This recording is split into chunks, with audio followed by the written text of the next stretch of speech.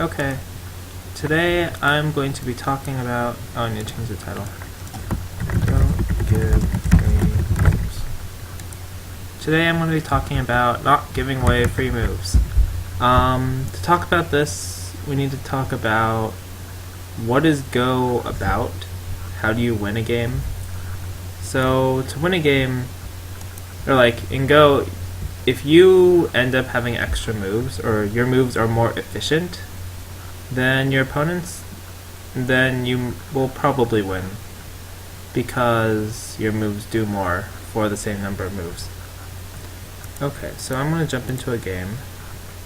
There we go. This is a teaching game I played yesterday, actually, at my local club. It was a 4-stone game. I was white, and I thought it was really good for showing the value of getting free moves, or from Black's perspective, the value of not giving your opponent extra moves or free moves.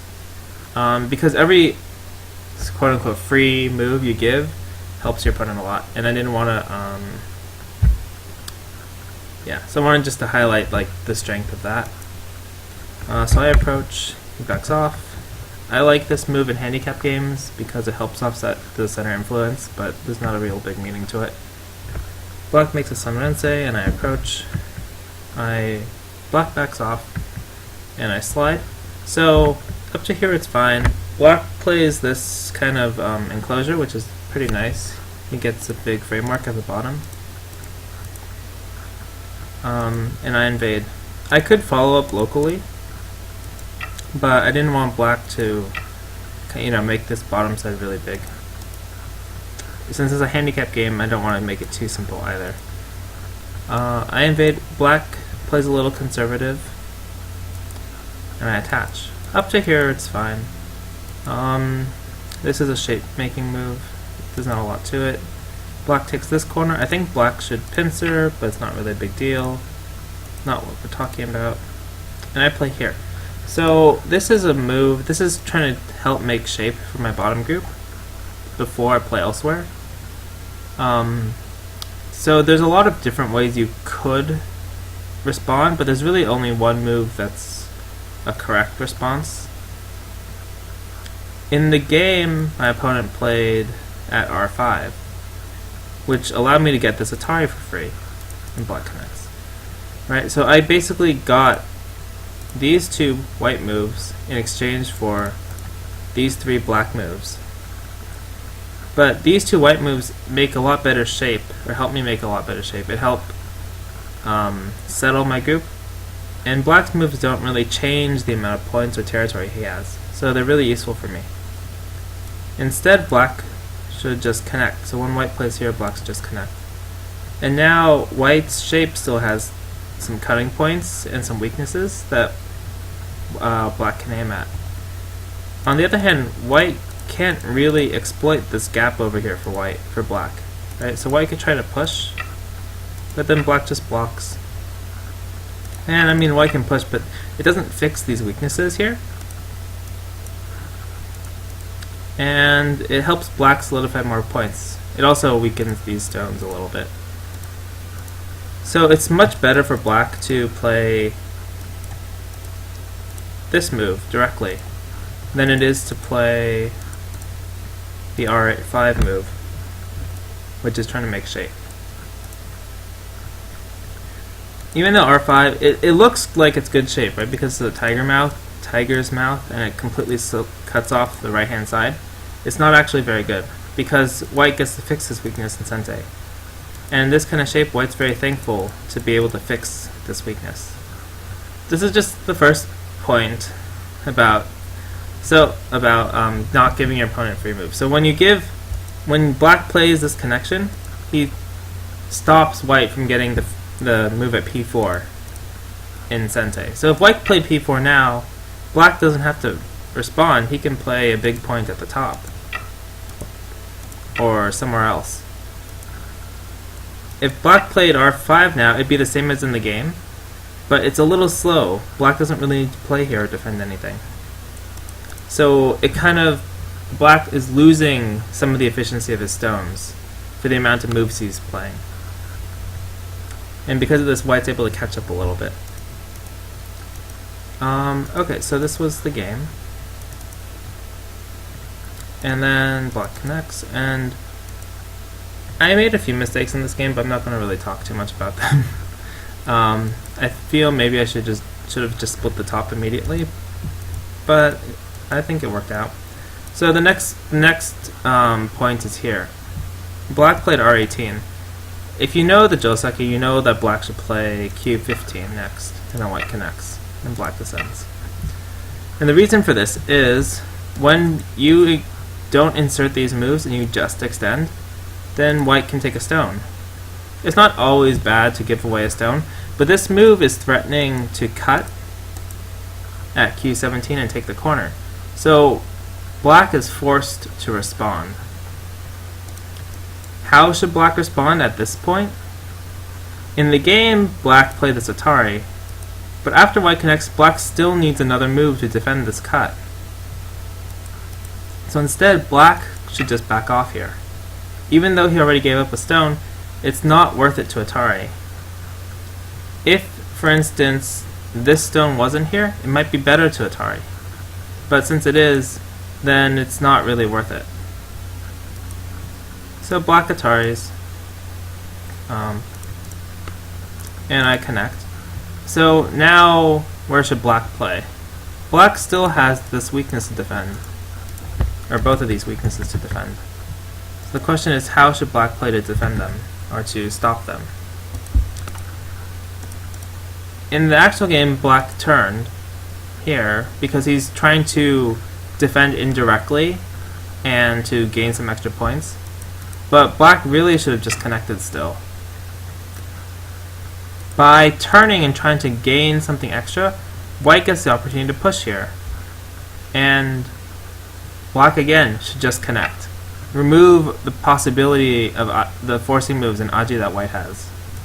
But black again was greedy. He wanted to extend to try to gain more points. But it still leaves these weaknesses. Right? So now white gets another free move by Haneing here. After this Hane, then the cut at Q17 is still there and threatening to take the 3 black stones. So black needs another move to defend. If we look at this compared to just connecting right away at Q15, white has gotten this free move, this was forced but it's a free move, and this free move at Q15. Like all of these free moves white has gotten.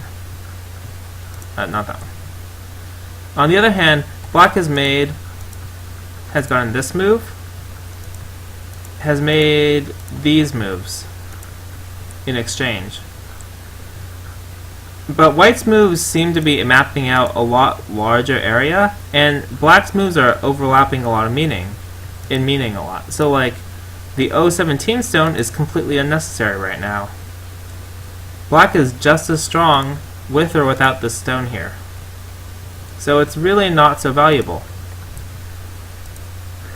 On the other hand, if we stick here, white hasn't made any moves that are really not valuable. Every single move that white has played is necessary to maintain this shape. So because black was trying to get more out of the position by playing these extra moves instead of just properly connecting, white was able to get a lot of extra free moves and get Sente to split the top. Here. I probably should have played the other point. I don't know why I played here.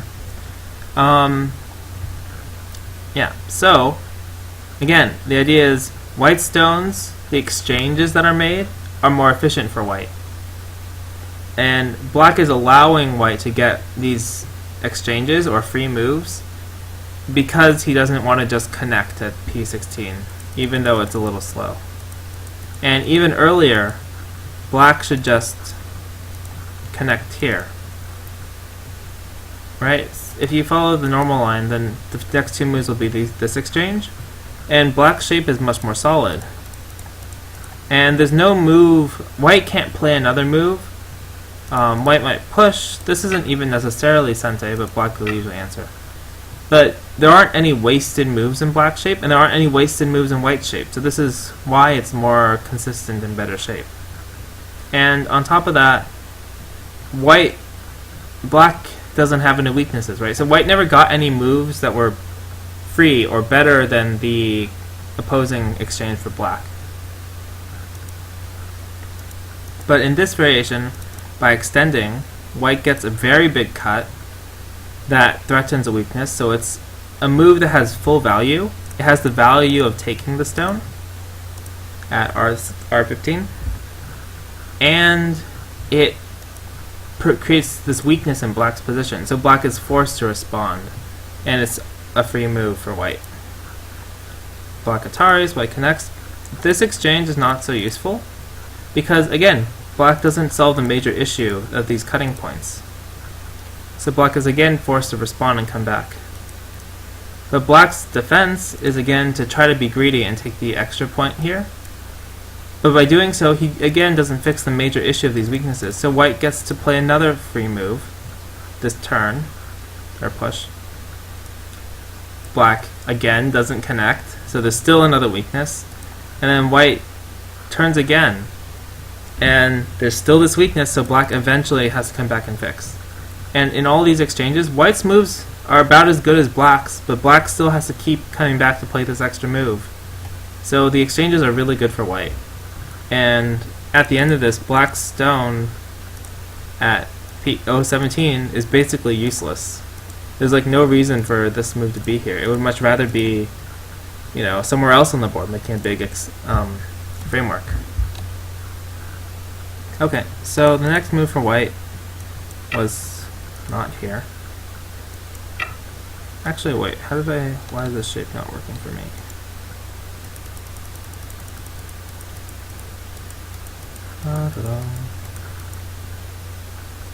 Oh, there we go. There's my tree.